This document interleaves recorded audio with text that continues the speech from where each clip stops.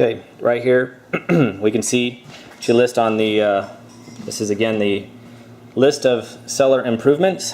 We can see it says pendant lighting in kitchen and removal of fluorescent lighting and a new fan/light in kitchen nook area. That is exactly where we had the electrician work, which is what she had listed that she just had done.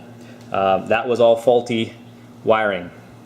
We are now upstairs in the hallway with this pendant light, or not pendant light, but this wall sconce.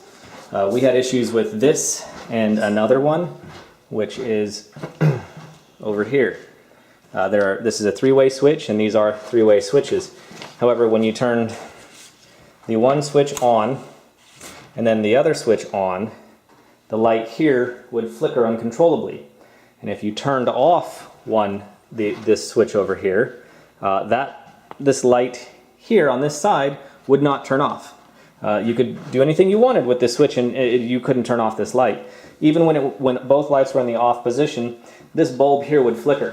When we got here, when we moved in, the bulb in here was loose. It wasn't fully out, but it was loose. It did not make a full connection. Clearly that was done because the light was flickering and there was an issue here. So we had the electrician come out and troubleshoot improper function of the three-way switches for the wall sconces in the upstairs hallway. They found an improper use of grounding conductors as current carrying conductors. What that means is that whoever installed these used a bare ground wire as power, and they did not have a ground wire at all. These were clearly done not by a licensed contractor or electrician, or perhaps they were, I don't know, but completely wrong and a fire hazard. So we did have new wires installed through the attic and have these wired up correctly, and that solved the issue. Over here on her list of cellar improvements, you'll see right here, new lights in hallway upstairs and downstairs. Okay, she had these installed as one of her improvements, and the wiring was wrong. Okay, we're heading back downstairs to the office. We had the electrician look at a few other things. Some things were simply loose wires and bulbs that were not right, and a lot of things due to the loose wiring that they fixed elsewhere in the house. Some things have turned back on, and we are very hopeful that other loose wiring in the house will be found shortly, resolved, so that other switches will work. For instance, right here, they looked into an inoperable switch into the office. This switch is verified to not have any power. However, this switch is verified to have power, and this switch operates that can light. That light actually worked when we moved in. Now it does not.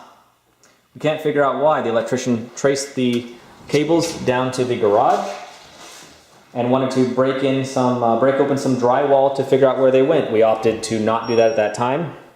However, due to plumbing issues, that wall may need to come out anyways. We're going to go downstairs and look at some other electrical concerns. Okay, here we are at the electrical box.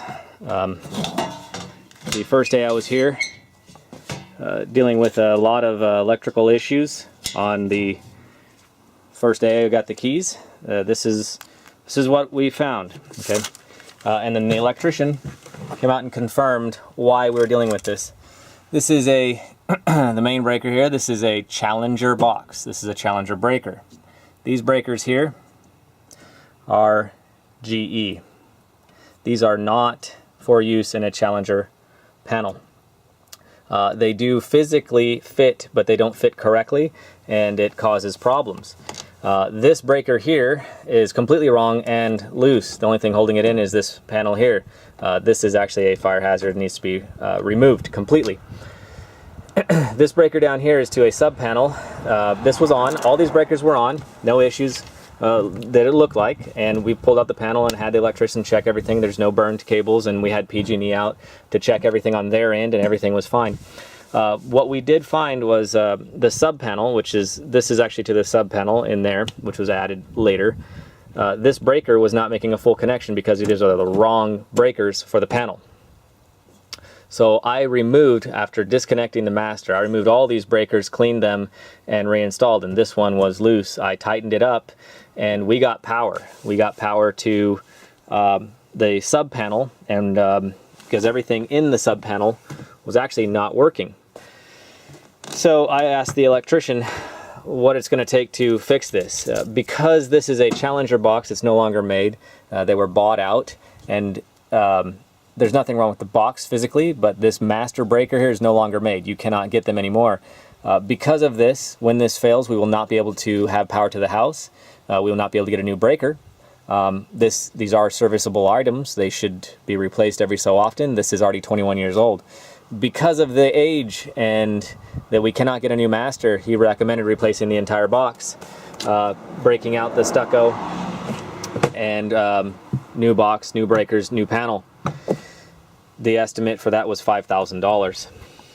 So we're a bit taken back by that. This is not likely something that the seller knew about. However, it is an issue with the home that needs to be addressed. In here we're going to find the sub panel. There's no way the seller didn't know about this. Everything in here, which is all mislabeled, didn't work. There was no power getting to the sub panel. What we have here is oven, air conditioning, oven, deck. There's actually wiring there that's not properly installed that goes to the spa. The spa wasn't working. The air conditioning wasn't working. Nothing in this sub panel was working when I got to this home because the breaker was faulty and not making a solid connection. Once we restored service, once I restored connectivity at the breaker, the sub panel worked, and we did have air conditioning and oven. The oven worked, and the spa came on right away. This is definitely an issue with the electrical that we're going to have to address soon.